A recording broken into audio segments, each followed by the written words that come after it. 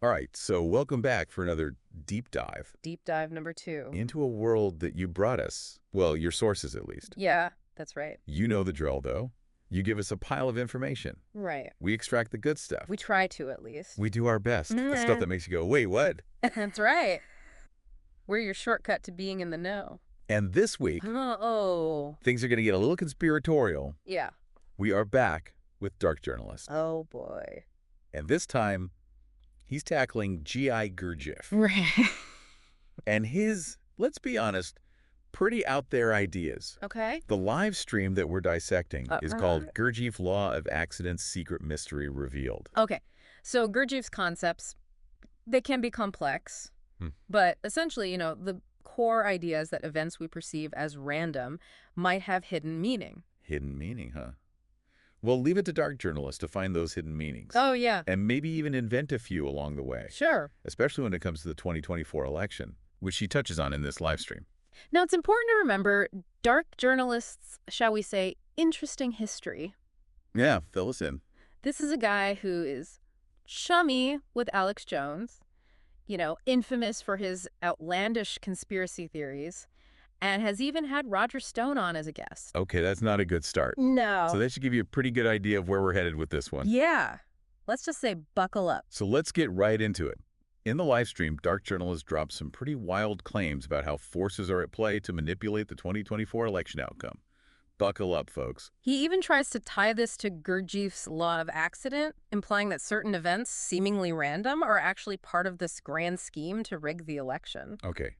Give us an example. What kind of random events is he talking about? Well, he brings up this hurricane, the devastating hurricane that hit North Carolina last year. Right. He actually tries to say that it was intentionally steered to suppress voter turnout. What? And that FEMA purposely stalled aid to make the situation worse. Hold on. Is he seriously suggesting that someone weaponized a hurricane? That's a pretty bold accusation. It is. Does he have any evidence to back that up? None whatsoever. Oh, really? No. In fact, what he's doing is he's twisting a quote from Democratic strategist David Axelrod to fit his narrative. Oh, the classic taking things out of context. Yeah, Misinformation 101. Exactly. Okay, and what about this law of accident stuff? How does that fit in? So Dark Journalist seems to think that because Axelrod observed the potential impact of this event, it means that someone actually caused it to happen for political gain. Oh, okay. It's a complete misapplication of Gurdjieff's idea. So basically, he's taking this complex philosophical concept, stripping it of all nuance, and just using it to fuel fear and paranoia about the election. Exactly. And, it's worth noting that this kind of rhetoric can have real-world consequences. For sure. Spreading misinformation about elections erodes trust in democratic processes. Right. And can even lead to violence. It's incredibly irresponsible. It is. And, it's not the first time we've seen this playbook. Oh. Remember the whole Stop the Steal movement? Yeah, I do. Same tactics, different election. Uh-huh. So what else does Dark Journalist try to pin on these shadowy forces?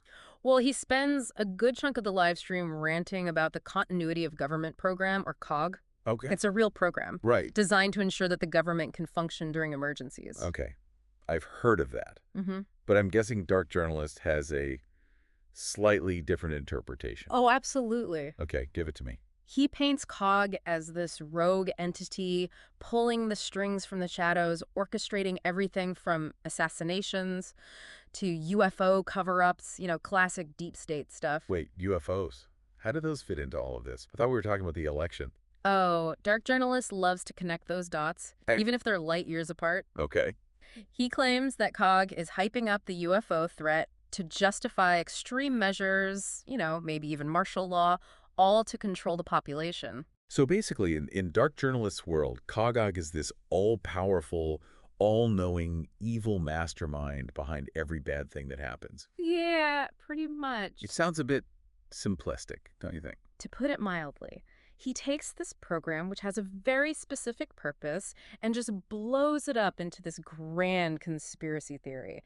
It's fear-mongering, plain and simple. Okay, so we've got rigged elections, weaponized hurricanes, rogue government programs, right, and UFOs. Anything else we need to unpack from this live stream? Oh, there's plenty more where that came from. Oh, no. But let's save some of those juicy bits for later, shall we? It's fascinating, isn't it, how he just, like, weaves these intricate narratives, Yeah. even if they're based on, like, flimsy evidence. So, yeah. It's like he's building a house of cards, Uh, adding more and more precariously balanced pieces. it's pretty remarkable, and it's also alarming how easily people might buy into it. Oh, yeah. Especially, when they're already feeling anxious or distrustful of authority.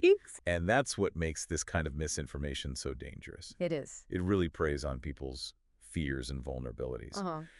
Speaking of preying on fears, you mentioned there was more to unpack from this live stream. Yes. Where do we go next on this Dark Journalist roller coaster? Well, he takes aim at something very specific.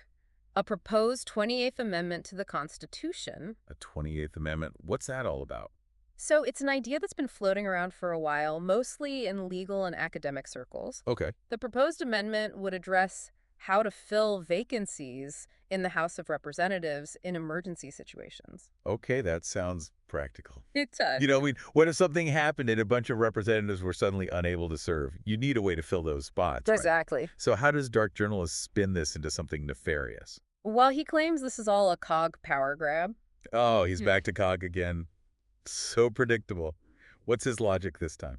He paints this scenario where, like, in an emergency, elected officials could be instantly replaced, not by other elected officials, Right. but by unelected individuals within COG. Oh, I see where this is going. Yeah. So in his mind, this amendment is just like a sneaky way to install unelected shadowy figures into positions of power. That's the gist of it. And of course, he throws around terms like, shadow government and deep state. Right, to make it sound extra scary. Right. It's Exactly. like he's reading from a conspiracy theory Mad Libs book at this point. It really is. Just insert a random scary sounding term here. Uh-huh. But again, like, no actual evidence, right? Right. There's no credible evidence to suggest that this amendment is anything other than what it appears to be, Okay. a practical solution to a potential problem. It's frustrating, though, because these kinds of claims can make people question even the most sensible ideas. I know.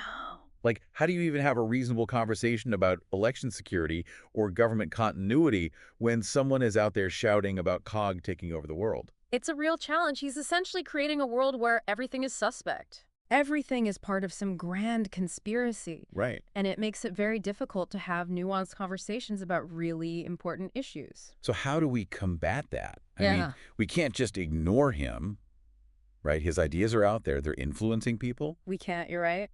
So how do we deal with this? I think, we need to be critical thinkers. Okay. We need to question the information that we're consuming. Right. Seek out diverse perspectives. Mm-hmm. And just be wary of anyone who claims to have all the answers. Easier said than done. It is. Especially in today's world where we're just bombarded with information from all sides. Absolutely. It's so hard to know what to believe. Yeah, but that's why it's more important than ever to, develop those critical thinking skills. Okay. To be able to, spot logical fallacies, to recognize bias, to evaluate sources. A lot. It is, and to remember that correlation does not equal causation. Right. Just because David Axelrod commented on a hurricane's impact on voters doesn't mean he orchestrated it. Right. Exactly. Critical thinking is like a muscle.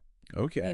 The more we exercise it, the stronger it gets. I like that. I'm feeling a little more empowered now. Good. But before we get too pumped up about our critical thinking muscles, Yeah. remind me, didn't you say there was still more to unpack from this Dark Journalist live stream? Oh, yes.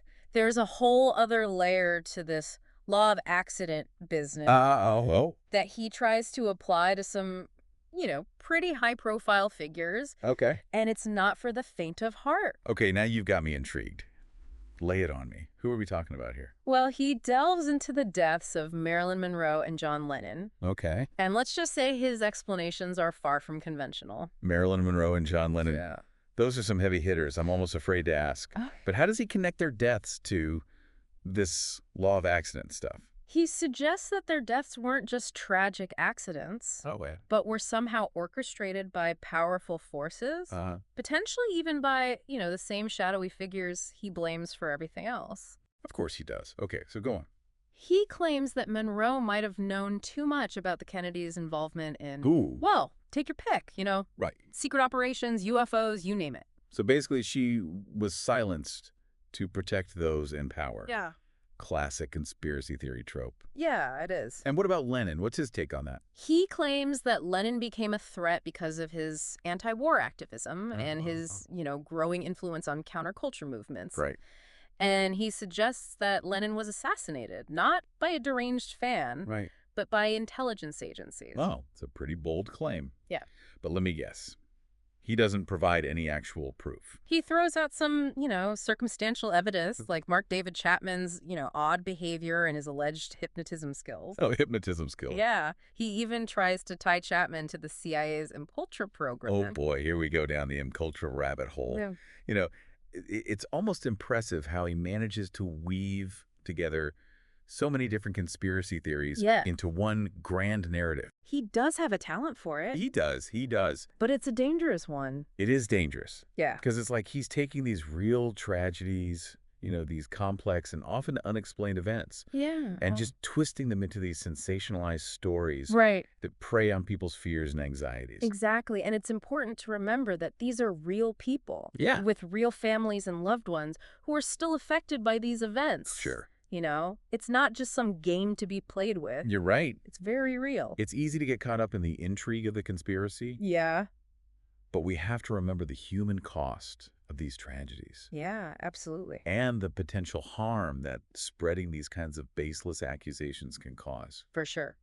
Okay, so we've covered dark journalists' claims about election interference, right. rogue government programs, the deaths of iconic figures, and even a sprinkle of MKUltra for good measure. Yep.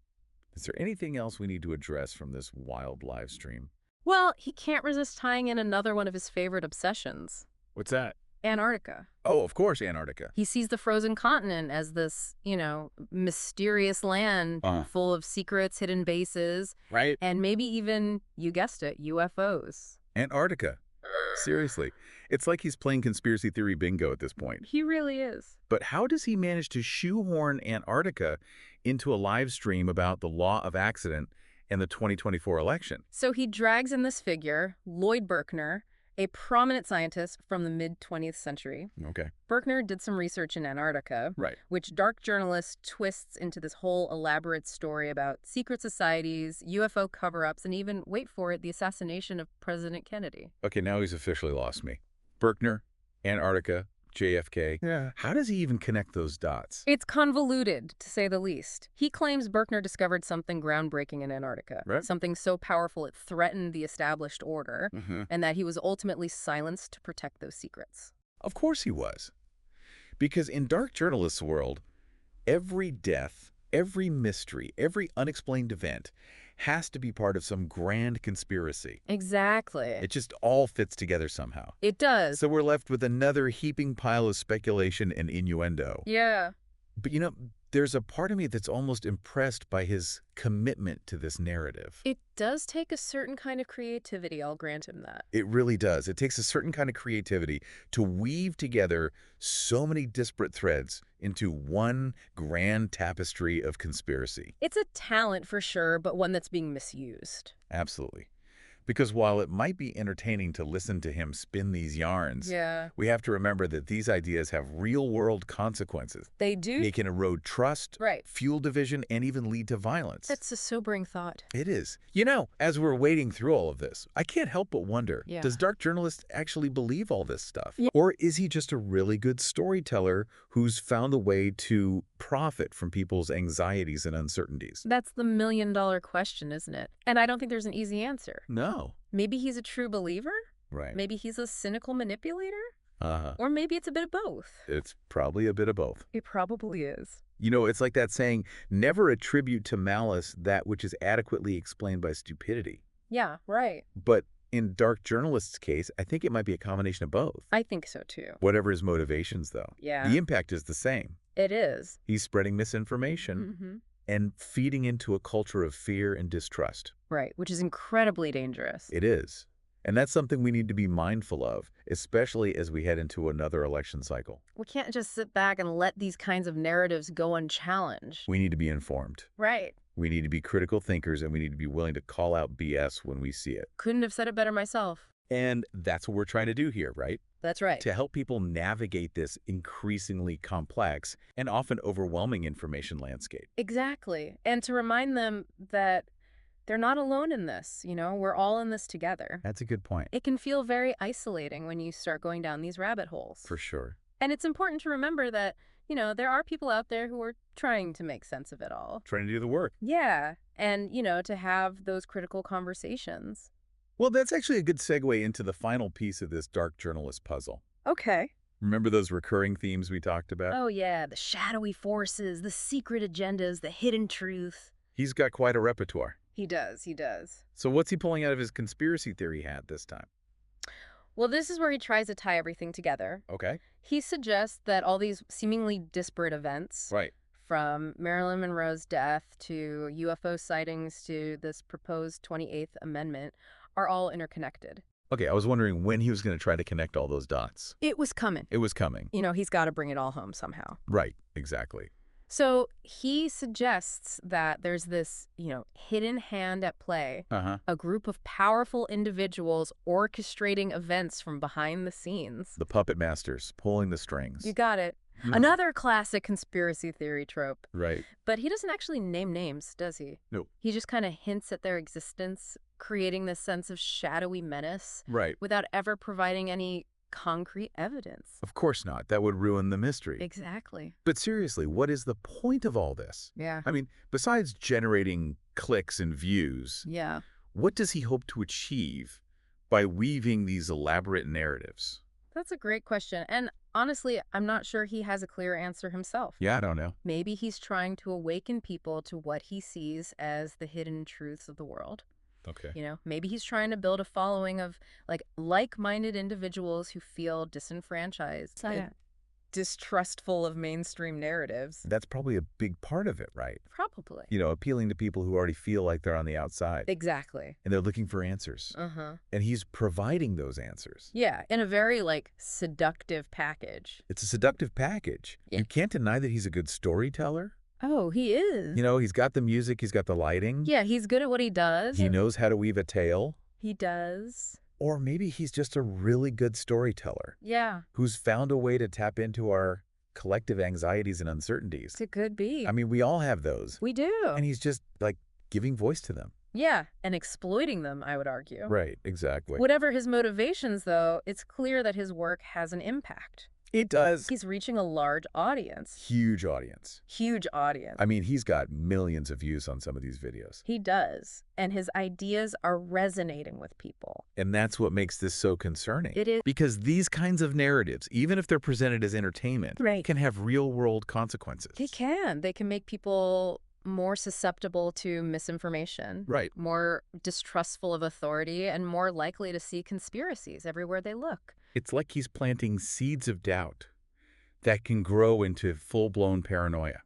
Yeah, that's a good way to put it. And that's why it's so important to be aware of these tactics. It is. To be critical thinkers. Mm-hmm. And to be able to discern fact from fiction. Exactly. We need to be able to spot the red flags, Yes. to ask the right question, Mm-hmm. and to seek out reliable sources of information. Absolutely. And that's what we're trying to do here, right? That's right.